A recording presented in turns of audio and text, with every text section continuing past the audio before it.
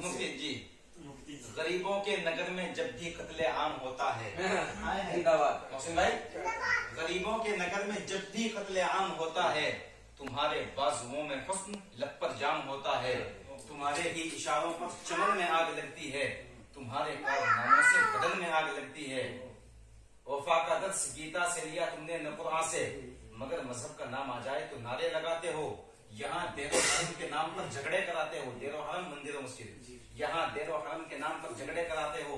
चलाया जंगली कानून इंसानों की बस्ती में, गिरे हैं मंदिरों मस्जिद तुम्हारी सरपरस्ती में। मैं शायर हूँ जो देखूंगा वही हर बार लिखूंगा, तुम्हें गद्दार लिखा है तुम्हें गद्दार लिखूंगा।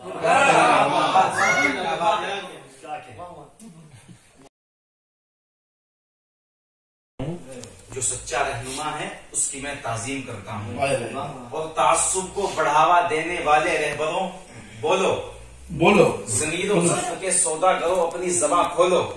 तुम्हारा ज़र्फ क्या है और यह क्या कर रहे हो तुम? जवानाने वतन के दिल में नफरत भर रहे हो तुम।